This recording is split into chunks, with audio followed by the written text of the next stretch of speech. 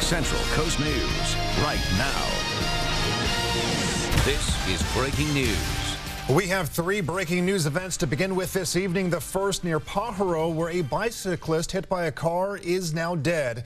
I'm Mark. This is Jess. So getting right to it as we go right now are Marissa Schwartz live in Pajaro, near where the accident happened, a rural area here, Marissa. So is that road very busy?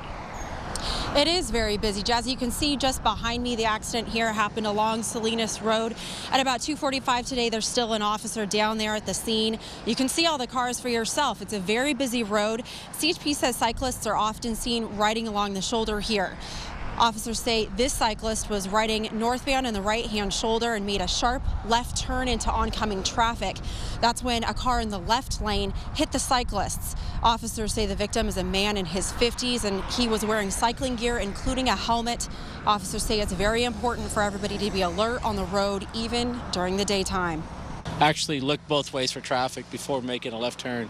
It's always important, whether you're a driver or a pedestrian, bicyclist, to be aware of your surroundings, both in front of you, to your side, and rear as well.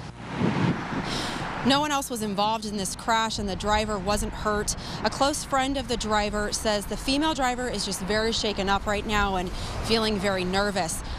Now, the speed limit here along Salinas Road is 55 miles per hour. We just don't know yet if the driver was speeding or not. It's too early to tell at this point.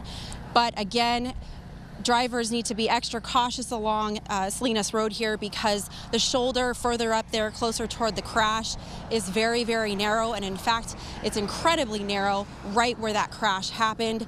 So yet again, keeping eyes open at all times is a top priority here on Salinas Road. Live in Pajaro, Marissa Schwartz, your Central Coast News. This is breaking news.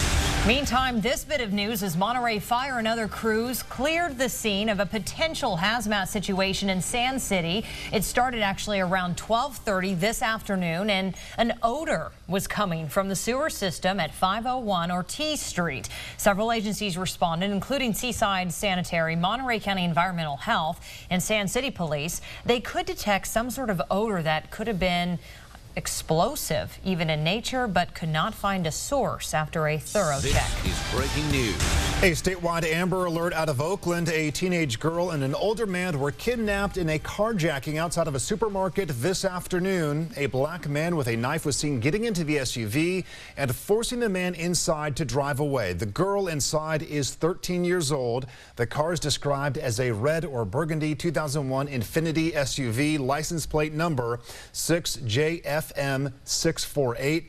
Police believe the man may also be a shoplifting suspect at the shopping center. You can sign up for breaking news alerts. Just visit KIONrightnow.com and click the word email at the top of the homepage. And this just in to Central Coast News, to our newsroom. Antolin Garcia-Torres has been indicted by the Santa Clara County Criminal Grand Jury for a series of attacks on South Bay women and, of course, for the kidnapping and murder of 15-year-old Sierra Lamar, a story we've been covering so closely here on Central Coast News. Video here of a lot of those search crews and family members gathering throughout the last 2 years searching for Sierra Lamar here. But the indictment will essentially replace the previous charges filed by the DA in hopes of speeding up the court process. Sierra vanished on her way to school in Morgan Hill back in 2012. Garcia-Torres will be arraigned on Thursday. Right now, the Monterey County Board of Supervisors meeting is wrapping up, and earlier today, a unanimous decision surrounding the future of health care in the county. Well, supervisors said they want to move forward to see whether a collaboration between two Salinas hospitals makes any sense.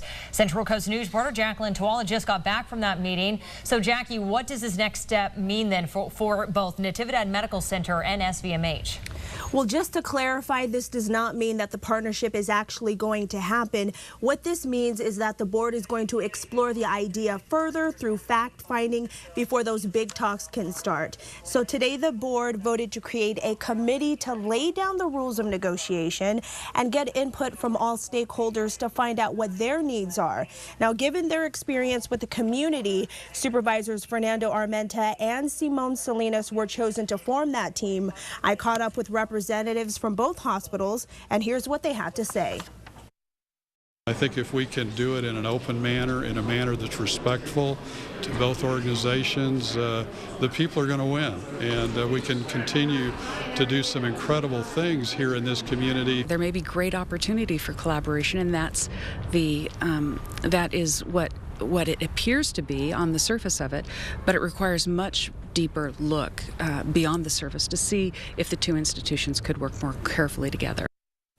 So the supervisors will put together their findings, then bring it back to the board in about a week or two to see if it wants to move forward at that time with the bigger talks. Now, Supervisor Armenta did emphasize that these discussions will have nothing to do with the trauma center.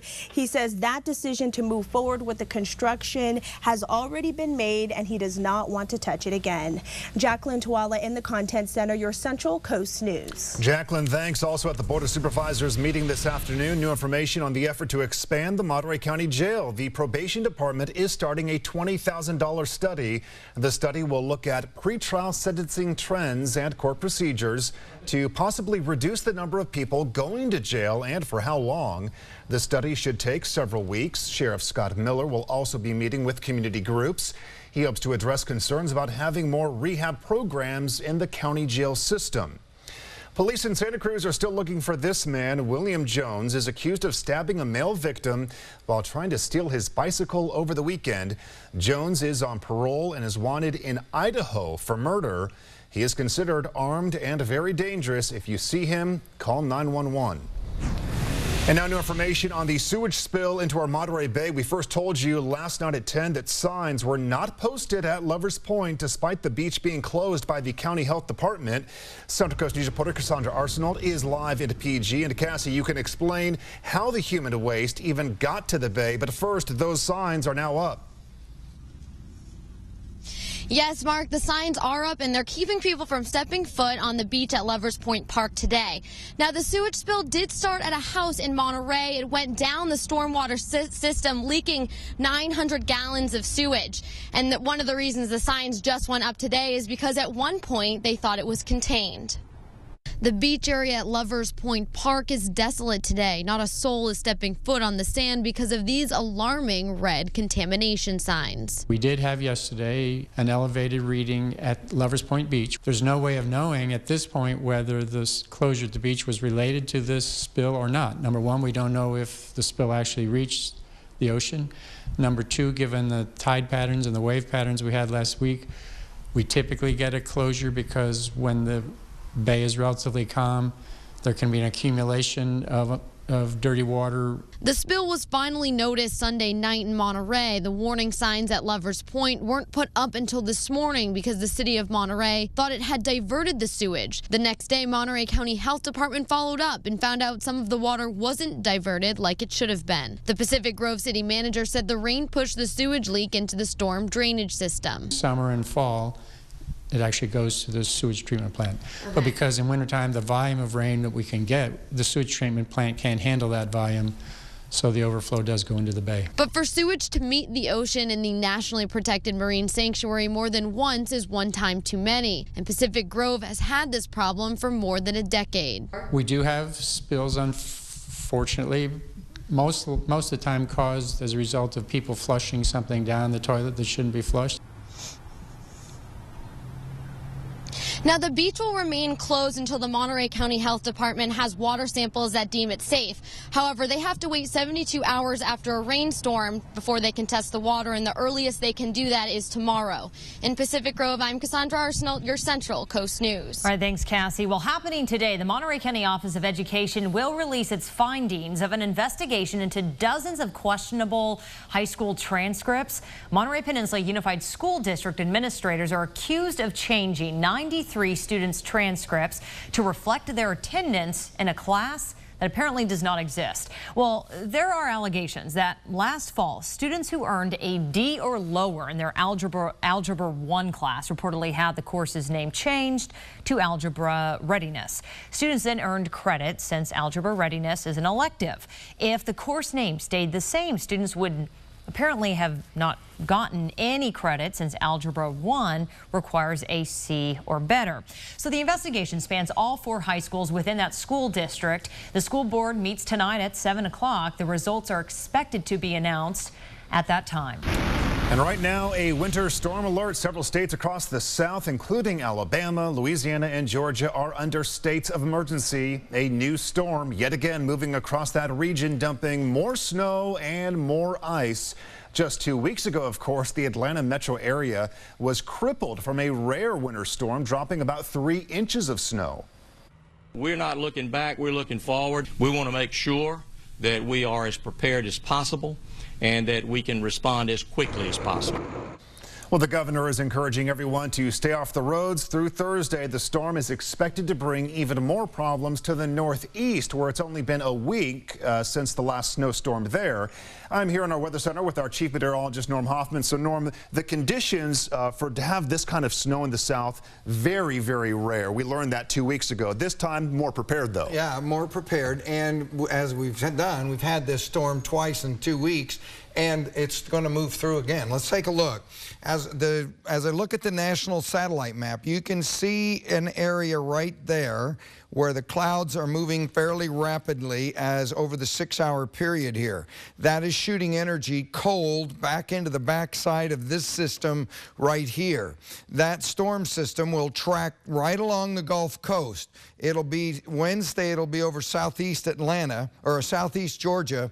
Then it will be southeast of Washington, D.C. on Thursday evening. But this entire area right in here we'll get a mixture of rain and snow, and to the north of that, we'll get snow warnings as well. So as I draw on this, there's going to be a massive area in the southeast with ice and snow over the next couple of days. Mark? Norm, thanks for the update. Time now for some positive local news to share. Remember Theo and Bo, the little boy and puppy, they're both little in fact, whose napping pictures went viral online. I mean, how could you forget this photo, right? We first told you about the Santa Cruz mom's blog last year where she posted these photos. Mom Jessica Sheba teaming up now with the Santa Cruz County SPCA to raise money. When the family moved to Santa Cruz from New York, they adopted Bo from Santa Cruz County, and her blog called Mama's Gone City is still going strong, and she's using that mark to raise money. And here's how. There's been a huge donation from the pet food company I in Love and You, that's what it's called, of 2,000 pet food meals. Jessica has talked about the food on her blog before and gave it rave reviews. And take a look at this. You can even get a Theo and Bo e-card for every single e-card of them that is sent out on postmark.com. 50 cents will be donated to the Santa Cruz County SPCA, up to $5,000. On that note, the Santa Cruz County SPCA is in need of help. This is a mock-up of a new shelter the organization would like to build. Right now, the SPCA is run out of an old home that's only 1,200 square feet. They want to take in, or they do take in, I should say, between 100 and 150 animals every month. They need $4.5 million for the new facility and only have about $1.5 million so far. Now, to clarify here, since we're talking about fundraising, the Santa Cruz County SPCA does not receive any funding through our recent pet telethon on KION, which benefits Monterey County, so two separate organizations. And a lot of great organizations out there. To find out more about the fundraising apps through the Mama's Gone City blog, just visit KIONrightnow.com. There's even a few contests where you can submit your own photos. Recycle a Ride is back again for a third giveaway. That's right. Our friends at Malone's Collision Repair in Salinas are working on refurbishing a car right now to make it as good as new. Back in November, though, we gave away this car to Maddie Blackwell and her deserving children in Salinas. 6 kids. Caught them on live TV. The emotional night. Maddie was nominated by her son, you see right there next to her, giving her a hug. After they had a very tough year, they lost their father to an illness. You can nominate a local family who really needs a new ride. Just head over to our website, KIONrightnow.com, and click on Recycle a Ride under the Community tab. You have until April 4th to nominate.